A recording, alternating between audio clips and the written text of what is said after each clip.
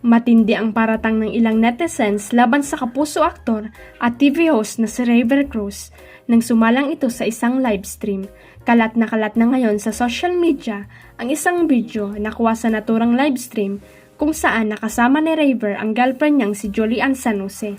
Sa X or dating Twitter user ang nagpost ng ilang video clips kung saan mapapanood nga sina River at Julian na nagkukulitan. Pero marami nga ang na-open at hindi natuwa sa ipinakitang kilos ng kapuso aktor. May mga nagalit ng tila binatukan pa raw ng binata si Julian sa isang bahagi ng livestream. Kinwestiyon din nila ang parang hindi normal na pagsagot ni River sa mga tanong sa kanya. Isa na nga riyan ang naging paraan niya ng pagsagot ng matanong kung ano ang ginagawa nilang preparasyon ni Julie kapag sasalang na sila sa stage para mag-perform. Inaaral lang namin, tapos nag-stop na ako. Tapos, asan ako? Asan ako, love? Sorry, narinig ko. Asan ako? Isa na nga riyan ang naging paraan niya ng pagsagot ng matanong kung anong ginagawa nilang preparation ni Julie kapag sasalang na sila sa stage para mag-perform. Yung paghahanda namin, nag-ano kami parang sa rehearsal room. Naghawak-hawak kami ng mga kamay, and then pumikit kami, and then dinaramdam lang namin ang isa't isa, and then yeah, let's do this, Brad. Sabi ng aktor sabay tawa ng malakas. Ang inilagay namang caption na nag-upload ng video, may pa-drug test ba kayo at GMA Network at All Out Sunday 7 bago mag-prod o pumasok ang artist nyo? Mukhang nakalusot eh. Ang lala ni River Cruz, lasing ba siya or nakamariwana? Tamang lap trip at kita na sabog eh, sabi pa nito.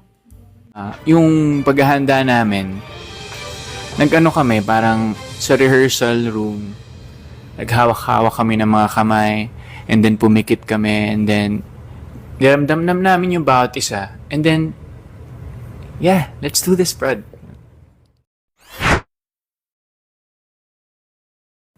Ikaw na talaga, yan ang naging reaksyon ng maraming netizen matapos ibandera ni Miss Universe 2015 Pia Wurtzbach ang kanyang recent fashion event sa Seoul, South Korea.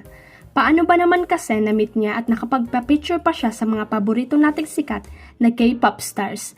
Kabilang na riyan ang Korean personalities na sina Blackpink Lisa, Seventeen Mingyu at ENHYPEN members na sina Jungwon at Nicki.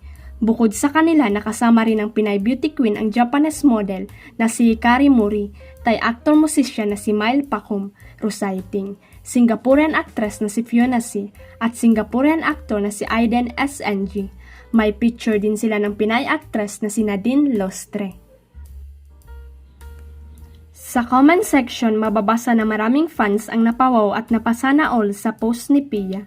Narito ang ilan sa mga nabasa namin. Oh my God, Mingyu and Lisa, you're so pretty. Queen P, you inspire me a lot. Red heart emoji. Pia and Lisa and Mingyu, fire emoji. That's too much, Queen P. If I were not you, I'd faint. Wow, Lisa and Pia in one frame. Crying fire emojis. Parang ikaw ang owner ng Vulgari, white heart emoji. What a night ended. Lisa and Anima in the house. Woot. Crying sparkle emojis. Magugunita na nitong buwan lang din nang magkita si Pia at ang binansagang pambansang krung-krung na si Sandara Park sa Paris Fashion Week. Huwag kalimutang i-click ang subscribe button at i-ring ang notification bell para sa latest at legit chika updates.